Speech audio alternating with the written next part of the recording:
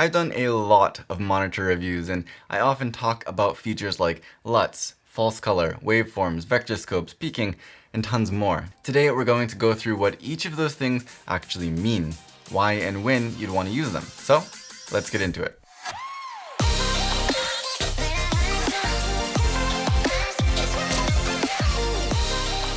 Hey, what's up? I'm Scott and welcome to my channel. If you're new here, make sure to subscribe for more no-nonsense reviews and tutorials. So we'll get right into it, and today I'm using the OCT7 monitor for this tutorial. It's an amazing 7-inch monitor with 3000 nit brightness, no fan noise, and incredibly quick and easy user interface. I would highly recommend it. We'll just go through these things one by one in the order that they are in the menu, but I will skip over some of the more straightforward things like audio meters, for example. So first up, we've got your aspect ratio markers, and if we turn this on, you can see that we have different ratios, 1.85 to 1, 2.39 to 1, and so on. And you can also adjust this to have just lines or mattes where you can see actually a little bit of a black bar outside of those frame guides. Now, this of course will differ a little bit from monitor to monitor in terms of how it actually works, but basically this is going to be when you intend to film or edit your final project in some different aspect ratio, and you want to be able to envision that while you're filming, because what you're filming in is 16:9. So this way you can see where your image cuts out, and you can have some idea of how it will frame up when you do cut it to frame how you want in your final project. Next up is your safe markers, and again, let's go turn this on. You've got different formats once again, and you've got for action and for title, and these are two different squares, and this will again depend on what you intend your final aspect ratio to be. So let's go to 16:9, which is pretty typical. Your action frame guides here, the wider ones, are where you're typically going to want to make sure your action in your frame stays inside, so that way nothing accidentally gets cut off or blocked. In your title, which is the smaller one, is usually where you want to make sure any text or titles on your screen stay inside. So again, if your framing when you're filming is going to dictate where those things fall, then you want to have these guides on so that way you can be aware of how your frame is set up and where you're going to have space to put the things that you intend to put in your final production. Your center marker is exactly as it sounds. It's just this little marker in the center of the frame, and this is just to help keep a balanced frame. I always like keeping this on. It just kind of helps you to really have a visual confirmation of where the center of your frame is, so that way again you can frame things up without having anything off center when you don't intend it to be. Finally, you've got your crosshatch, and again, different monitors will call this different things, will make it work different ways. In the case of this monitor, you can set up anything from 2 lines all the way up to, I believe it's 9. So you can have tons of lines, and these are again just framing guides. Most typical is when you have 2 lines here. This is called rule of thirds. Typically, you want the important things in your frame to fall on these third line divisions. So if you have somebody in the frame, their face maybe will be right up here where these lines cross. Those are typically aesthetically better places to place important things in your frame. These guides just help you get there. And I found that when you put a lot of guides on there, it can also help to make sure that things are perfectly horizontal or vertical in your frame. Now we've got the exposure assist tools, and these are typically more important and a little bit more difficult to understand. First up is false color, and what false color is crazy color. Now, there are different modes to this as well. This spectrum mode is what you most typically see. On the OC monitors, you also do have modes specifically for different camera profiles. For example, Sony S-Log3, Sony S-Log2, and so on. In these special modes, only certain exposure values are targeted. Those exposure values which are more critical for skin tones or for your middle gray exposure, so that way you can make sure to get perfect exposure. If you go back to the spectrum, you can see different colors for the entire range of different exposures. Now, where this is important is especially when you're outdoors, it can sometimes be difficult to judge your exposure based just on your eyes, or even based on a histogram. So your false color will be able to tell you if you have a gray card in the frame, for example, something with middle gray right here, then it will be able to tell you factually where that exposure is on the scale from 0 to 100. If you want to see what the exposure is on someone's face, for example, on their skin, then you can really be sure that that skin color will match up to the exposure that you want. If you want it right in the middle, if you want it a little bit over. And again, this actual value will really depend on the profile that you are shooting in, on the camera that you're using, and so on, the actual scene itself. But you can really see factually the real exposure of everything in your frame without having to use any personal judgment. It's a little crazy to look at, of course, but that's why OSI has these special modes that really tone it down a lot and help you to target just those key values. After that, we have zebras, and this is actually built into more and more cameras as well. Zebras, as you turn them on, you can see here, adds these kind of zebra stripes to my image. And now these zebra stripes are, again, an exposure tool. It will help you to see visually and factually which parts of your image are overexposed. And again, on this monitor, you can set what level those are cut off on. So as you dial this up, for example, 100 is going to be pure white. So if you want to make sure that you don't go over, let's say 95, for example, just so that way you can expose your image as bright as possible. And once you see those zebras pop up, it means you're getting really close to that 100 level exposure where everything is going to be blown out. And then you can have those zebras show up and say, okay, that's as far as I can go, or maybe give it one click more if it's a bright sky, for example, and just be aware that you know how you're exposing your image. You have control over how you're exposing your image. Some monitors or some cameras will also be able to target certain values. In this case, everything over this level here is going to be highlighted with these zebras. As you see, as I bring it down, more and more of the image is highlighted with those zebras.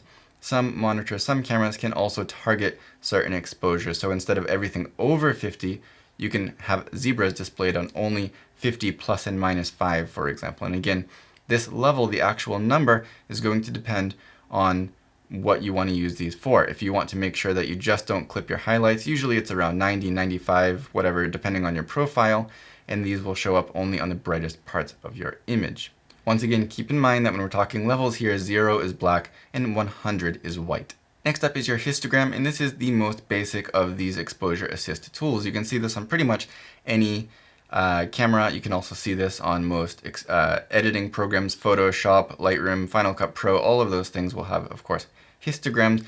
And again, it's just a representation of your images from pure black on the left to pure white on the right, and how much of each of those values you have. Now this is Luma, which means that it's just showing you in terms of pure black and white how bright your image is. If you switch over to RGB, you can now see some colors here, and that's going to tell you the exposure of each of those RGB values. So if your exposure of red is really high, then even though your overall image may not be overexposed, your red channel may be clipping. And again, this is going to depend a little bit on the camera and the profile that you're filming in, but there are cases where your image itself is not overexposed, but you do have one of the colors clipping in the highlights, for example. So the RGB histogram is going to be a better visual representation if you're looking out for issues like that. Next up, we have waveform, and this is similar in some ways to a histogram. Let me make it a little bit larger so that way it can show you a little bit better. It shows you again the range of your values from black on the bottom this time to white on the top. And you can see that actually if you stretch it so that way it matches up with the image here, you can see all these lines for these chips here. So from black up to white on this bar right here, it matches left to right with your image. Bottom to top is your exposure, black to white. Left to right is where those values actually fall in your image. So a histogram doesn't tell you where in your image those highlights are. It doesn't tell you where in your image those values which are close to black are, but a waveform does. It shows you the actual exposure value as well as where roughly in your image that actual value is. So this is a little bit more powerful than just a histogram because of that. Again, we've got the Luma version as well as RGB, where you can see here now, right on this side, the different values for all of those different colors, for example. Where this can also be useful is, for example, if you have pure white or pure gray in your image, typically the RGB values for those colors, I guess you could call them, lack of colors, should be equal. So if you're trying to set your white balance manually, you can have something that's white or gray or neutral color in your image, and you can just look at the waveform and adjust your white balance until those values match up and they're not split between the RGB values. They should match up when you have white or gray in your image. You also do have your parade, and again, it's the same story. You're able to see here the different RGB values. And once again, this will help you see if one of your channels is clipping. If your camera is more sensitive to red, for example, you might have to be careful if you have a high exposure on red values in your image. But this just lets you see them separately instead of all mixed onto the same graph. So this here is one graph where you can see your entire image from left to right, again from black to white, or from the lowest exposure to the highest exposure here. And it's separate for R, G, and B. Finally, you have your vector scopes. Now this I don't typically myself use on a monitor all so much, but it's very useful in post-production when you're editing or coloring your footage. So I will talk about it here. Now what you've got here is kind of a wheel of your colors. You have red, magenta, blue, cyan, green, and yellow. And you can see here, because I have a color chart in front of me, we've got these little spikes going towards each of those values. Now this chart in particular, these colors represent 50% saturation. So if you go out to the actual little box near each of these letters, that's 100% saturation. So typically, if you want a realistic image, these values should be reaching about halfway to their respective letters. And of course, if you want your accurate colors, they should also be reaching straight to those boxes, not a little bit to one side or the other. So if you're shooting a card like this, for example, and you bring it into your editing software, Final Cut, for example, you can look at a vector scope in Final Cut, and then you can highlight your colors and you can use the controls in that software to adjust them so that way they are accurate and they are also adequately saturated. And you can do the same for the blacks. You can see right here in the center should typically be no color. So your whites, your blacks, things like that should fall perfectly on that line. And skin color, skin tone as well. If I put my hand in here, you can see maybe a little bit that skin tone should fall on or close to this line right here, which is your skin tone line. And this is going to be the same for white people, black people, Asian people, any skin color, because the actual blood beneath your skin, which it's detecting, has that same hue. So for skin colors, you typically want it to be at least pretty close to that line right there. Next up, we have some focus assist features. The first one in this case is called Focus Assist, and this will highlight certain areas of your image which are in focus or out of focus. If I can bring my hand in here, you can see there's some highlights on those high contrast edges which help to tell you visually when your image is in focus or not. You can change the color from standard to red, green, blue. You can change the sensitivity and stuff like that. Now you can do some of these with other monitors. Some of the controls are a little bit different, but typically speaking, Focus Assist or Focus Peaking as it's called on some other monitors will give you this color highlight around the sharp or high contrasty areas of your image, which are typically the sharp areas of your image. And it just helps you to visually see what's in focus when you're focusing manually. If you're using autofocus, you don't really need it that much, although sometimes it can be reassuring just to make sure that your autofocus is working correctly. Now this peaking is actually a little bit different from what most monitors call peaking. Peaking is usually those colors we just talked about, but on this monitor, peaking is, I don't know how much you can see this, kind of a hyper sharpening of the image. Let me bump it up to 10 and then turn it off and on, and maybe you can see that, but it's kind of a hyper sharpening of your image. So it does, again, make it easier to see what is in focus and what's not in focus, but without the weird color that we had on our last Focus Assist function there. Now, in this monitor, you can also combine those. You could dial this back maybe to 5, for example. You could add another tool. You could add your Focus Assist in there, turn that on, and then you could dial that intensity down. And those two will work in combination with each other. You've sharpened your image, which then makes it easier for the Focus Assist to work. And that combination is actually why I really love these OC monitors, because you can use the focus peaking to really just sharpen your image and get a good visual representation of what's sharp and what's not, but without it looking weird and colorful. Or you can use it in combination with the Focus Assist to kind of give this a better, sharper image to work with a little bit easier and more accurately. Next up, we have what on this monitor is called a look, and this is basically just your LUT. Now, what a LUT is, if you don't know, is a kind of profile that applies to the image. If you're filming on a low contrast, low saturation profile like log on your camera, then your image is going to look low contrast and low color, and it's not going to look like what the final image will once you grade it on the computer. There are two reasons why you would want to apply a LUT in your monitor. One of those is that your client may be looking on and say, why does it look so blah? And you have to explain to them it's a log profile. Oh, what's that? But if you put a LUT on there, it will look like it's supposed to look, or at least pretty close to it. You could also use creative LUTs if you want to get an idea of what it will look like with some creative grade, and maybe that will help you when you're filming just to kind of have a feel for what the final image will look like.